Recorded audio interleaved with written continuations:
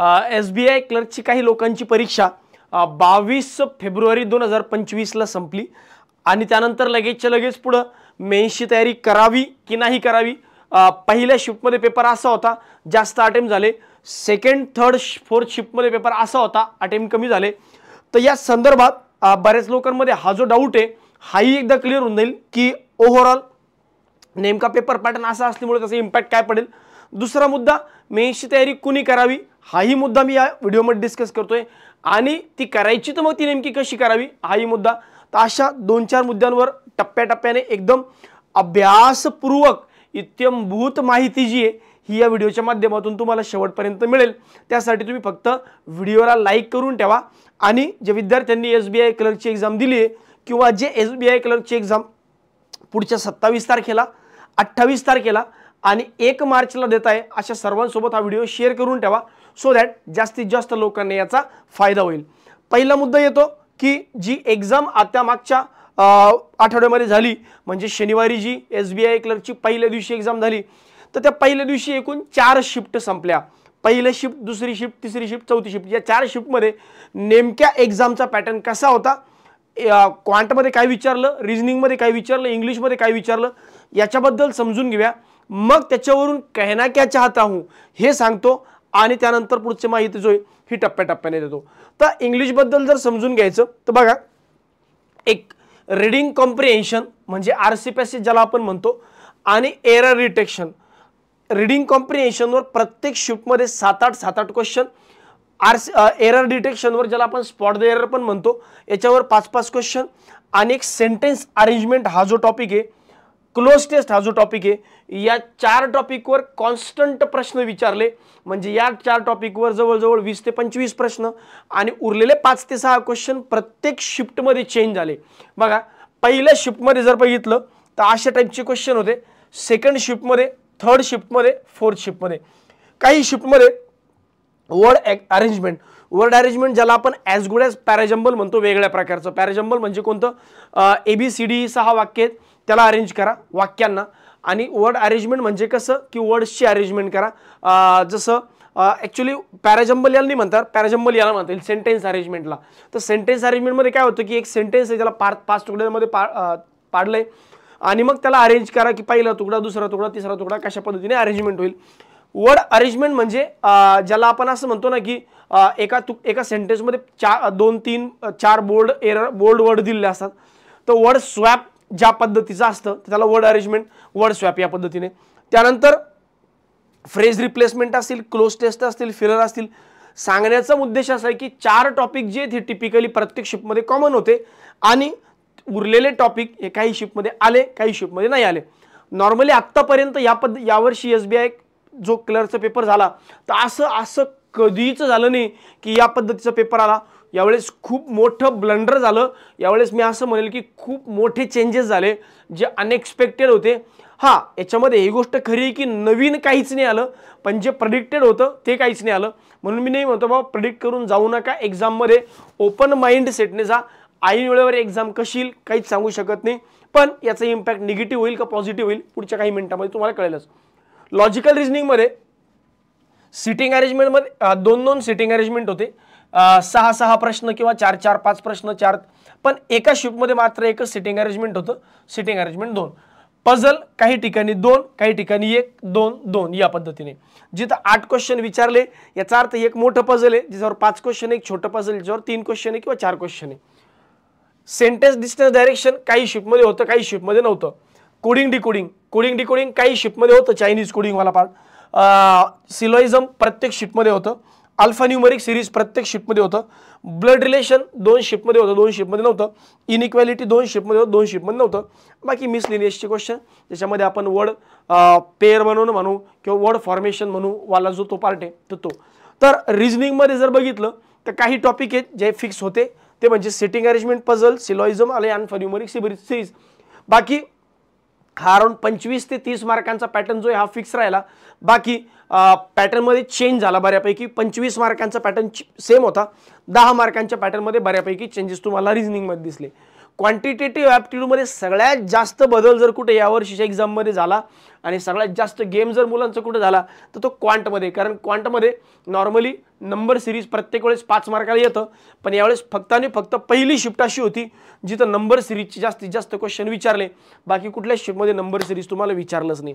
Data इंटरप्रिटेशनचं जर सिम्प्लिफिकेशनचं जर weightage ज्याला आपण म्हणतो स्पीड मॅथ्स, तर प्रत्येक वेळेस सिम्प्लिफिकेशनचे 10, 12, 13 प्रश्नपर्यंत पाहायला मिळतात. यावेळेस फिक्स 10च क्वेश्चन सिम्प्लिफिकेशनचे आले, 10पेक्षा जास्त पण नाही, 10पेक्षा कमी पण नाही. काही शिफ्टमध्ये सिम्प्लिफिकेशनचे क्वेश्चन एकदम तोंडी सुटायचे, काही शिफ्टमध्ये याला पेन पेपरची पण गरज पडली.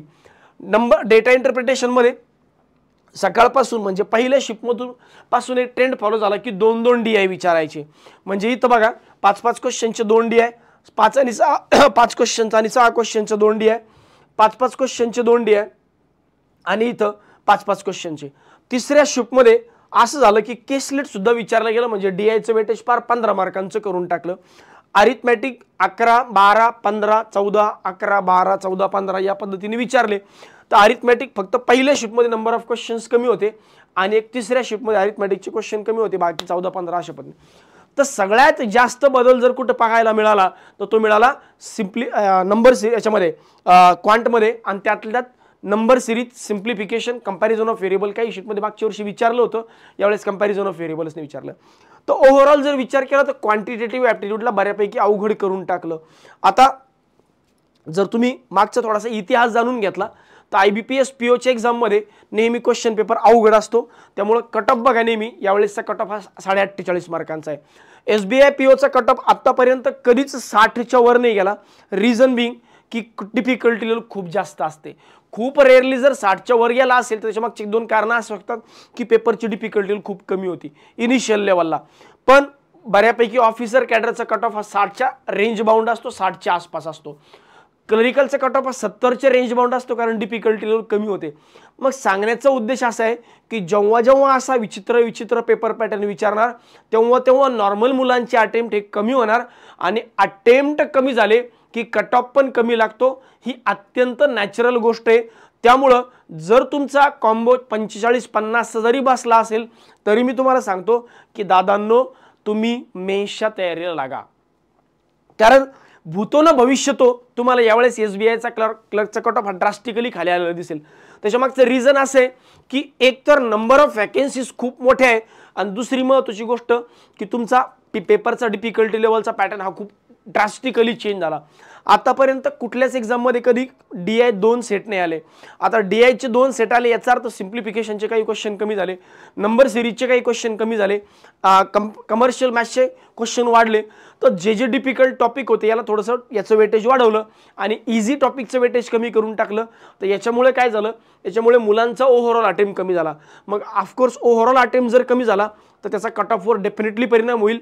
म्हणून मी म्हणतोय की एखादा शिफ्टमध्ये एकदम मोठे आपण पकडू की 25 अटेम्प्ट रिजनिंगचे केले आणि 20 अटेम्प्ट क्वांटचे केले, 45 माझे कन्फर्म करेक्ट आहे, आणि नॉर्मलायझेशन तिथे वाढतीलच. सोबत इंग्लिशवाला जो पोर्शन आहे इथं मला 10-15 मार्क तर सहजी मिळतात. तर मी डेफिनेटली सांगतो की तुम्ही आत्ताच मेन्सला क्वालिफाय झालेला आहात, त्यामुळं बिनधास्त तुम्ही मेन्सची तयारी करायला लागा. तर मेन्सची तयारी कुणी करावी, तर मी म्हणतोय ऑलमोस्ट प्रत्येकाने मेन्सची तयारी करावी, कारण ज्या पद्धतीने SBI क्लर्कचा कट ऑफ आपण प्रेडिक्ट करतोय, आता अजून 3 दिवस एक्झाम राहिली आहे, त्यामुळे आता मी तुम्हाला नंबर नाही सांगत की कितीचा कट ऑफ लागेल, कारण अजून 3 दिवसामध्ये खूप बदल एक्सपेक्टेड आहे. त्यामुळे जे लोक दुपारी 27ला 28ला सकाळी दुपारी संध्याकाळी वेगवेगळ्या शिफ्टला जातील किंवा 1 तारखेला जातील, तेव्हा त्यांच्यावरून अंदाज येईल की नेमका तिथं पेपर पॅटर्न कसा होता आणि तिथं डिफिकल्टी लेवल कशी होती. म्हणून मी आत्ता सांगतोय की बाबांनो जास्त वेळ वाया घालू नका, मेन्सच्या तयारीला लागा, कारण प्रत्येक 10 पैकी 8 ते 9 लोक यावर्षी मेन्सला असतील महाराष्ट्रातून तयारी करणारे विद्यार्थी. कारण जवळजवळ 1800-1900 जागा महाराष्ट्रासाठी. बऱ्याच लोकांनी गुजरातमधून अप्लाय केलंय, कोणी छत्तीसगडमधून केलंय, कोणी राजस्थानमधून केलंय, कोणी MP-तून केलंय. तर मोठी महाराष्ट्रात जेवढा तयारी करणारा कॅन्डिडेट आहे हा 30,000च्या रेंज बाउंड आहे. मग 30,000 म्हणजे एका जागे म्हणजे जवळजवळ 1300. आता ॲक्च्युली एका जागेसाठी म्हणजे एका मेन्समध्ये जेवढ्या जागा आहेत किंवा ओव्हरऑल जेवढ्या जागा आहेत त्याच्या 10 पट मेन्सला कॅन्डिडेट घेतले जातात. तर महाराष्ट्रातून जवळजवळ 18,000 ते 20,000 लोक जे आहेत, 19,000-20,000 लोक हे मेन्सला येतील. गुजरातमधून अप्लाय करणारे लोक आहेत, तर महाराष्ट्रातले ऑलमोस्ट इच एव्हरी कॅन्डिडेट ज्याची तयारी थोडी बेसिक लेवलची पण आहे अशा लोकांना यावर्षी मेन्स द्यायला भेटेल. म्हणून मी आत्ता म्हणतोय की मेन्सची तयारी करा आणि दादांनो मेन्सला जोर लावा.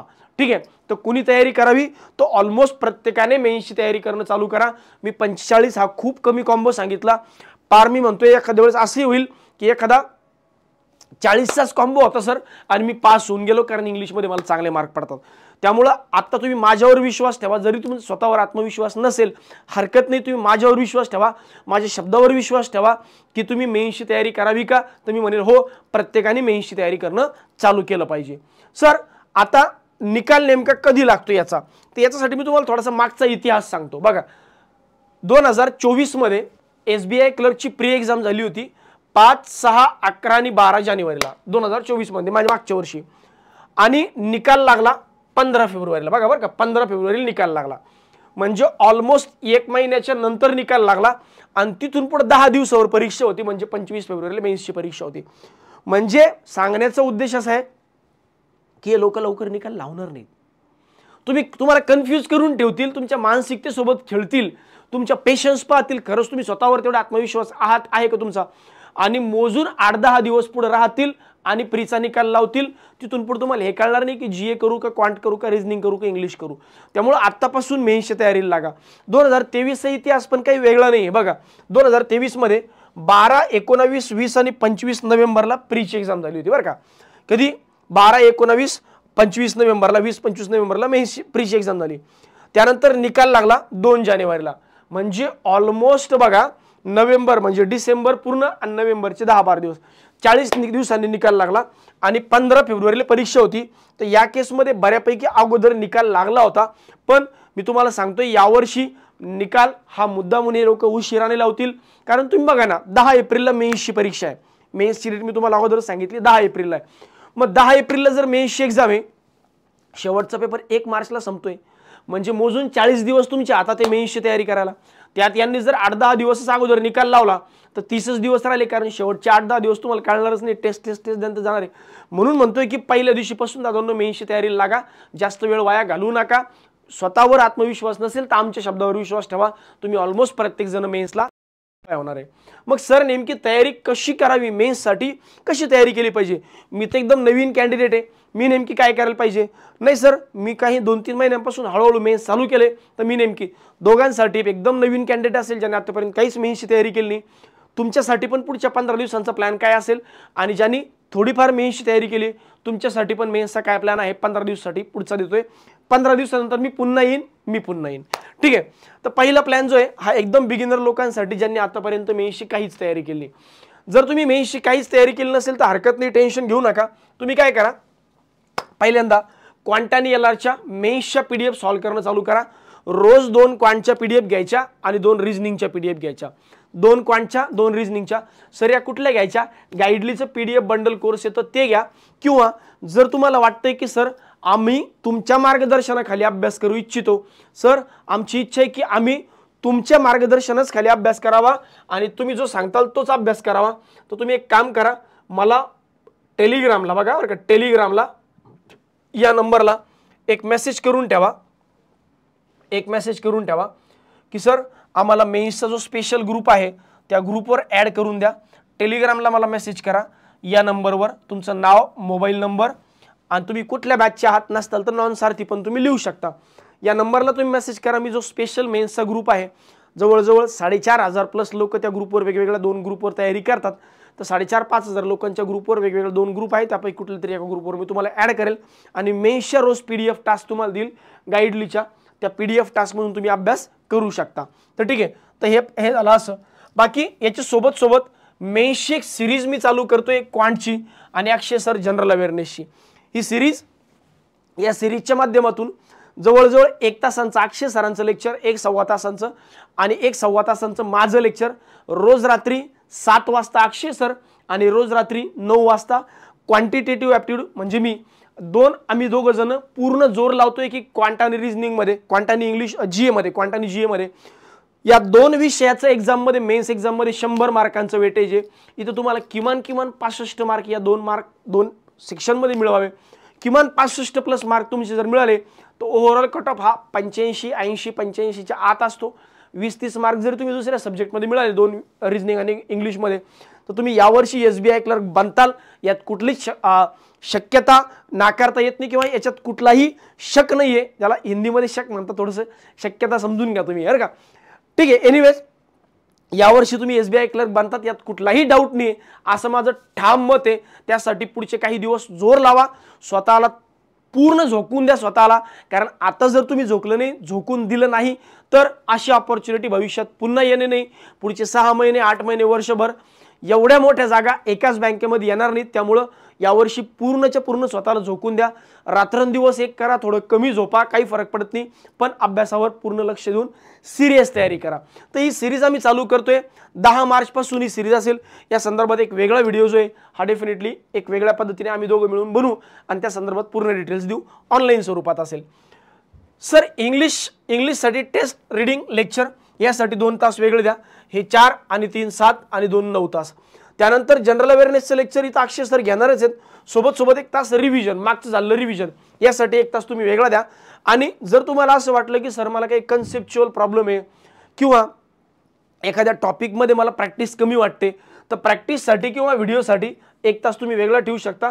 तर हे 10-11 तासांचा हा जो प्लॅन आहे हा मी इफेक्टिव्ह तुम्हाला 11 तास म्हणतोय. मे बी तो 12 तास एखाद्याच्या केसमध्ये लागला तर लावा, काही फरक पडत नाही.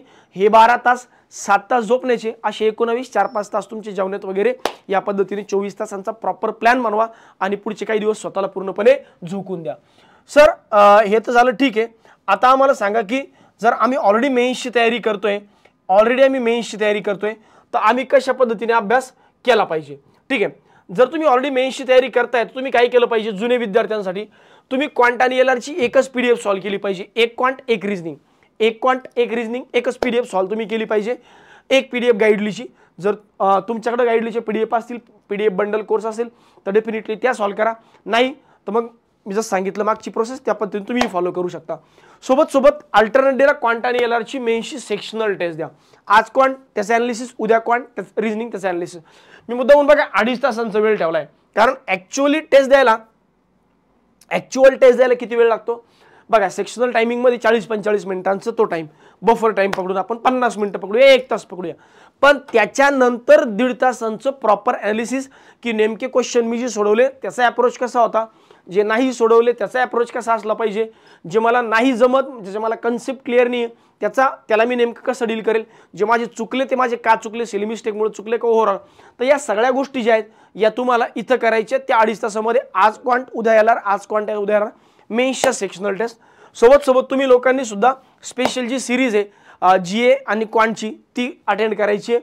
त्यानंतर इंग्लिशचा 1 तास, 2 तास आणि रिव्हिजनसाठी किंवा एक्स्ट्रा गोष्टीसाठी 1 तास, अशा पद्धतीने तुम्ही वेगळा टाइम तुम्ही काढून ठेवा आणि पुढचे 15 दिवस हेच करा. पुढच्या 15 दिवसानंतर मी वेगळा प्लॅन घेऊन तुमच्या समोर डेफिनेटली येईल, पण तोपर्यंत याच प्लॅनवर फोकस करा. जास्तीत जास्त लोकांनी मेन्सची तयारी आतापासून करा, यासाठी हा व्हिडिओ होता.